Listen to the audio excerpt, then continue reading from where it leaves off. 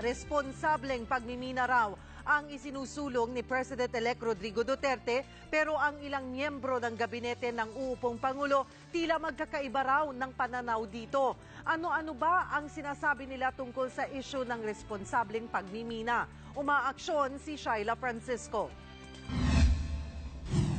Hindi raw kontra sa pagmimina si President-elect Rodrigo Duterte. Yan ang nilinaw na incoming presidential spokesperson Ernie Abella nang humarap sa media kahapon.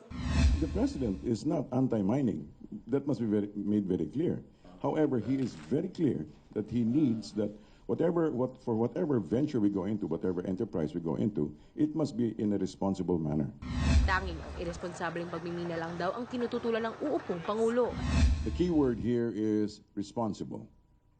And the president has made his position very clear. You have to do it right. If you cannot do it right, then get out of mining. Oras daw na maupo si Duterte, sisimulan ng screening or review sa mga maliliit at malalaking mining company.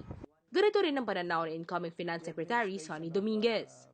Pero para kay incoming DENR Secretary Gina Lopez, hindi pa rin daw katanggap-tanggap kahit ang umano'y responsableng pagmimina. Sa pahayag sa Philippine Star, sinabi ni Lopez, hindi kailanman magiging responsable ang pagmimina, lalo't nalalagay sa peligro mga magsasaka at mangingisda para lang sa kapakanan ng iilan. Tanong pa ng kalihim kung totoo ngang may responsableng pagmimina, bakit marami pa rin daw mahirap sa mga kilalang mining site sa bansa. Ang ilang mining companies naman tulad ng Philex, handa raw makipagtulungan sa Administrasyong Duterte kaugnay sa isyu ng pagmimina. Bukas daw ito sa makikipag-usap kay Lopez. Tingin naman ng ilang eksperto, kailangang palawakin ni Lopez ang pananaw niya sa pagmimina. I hope that she will have an expanded vision of our country's future to have a healthy dialogue with all other leaders of other departments. So, hindi lang environment ang buong Pilipinas. Malaki rin daw ang maitutulong ng pagmimina para masolusyonan ng kahirapan sa loob lang ng 3 taon.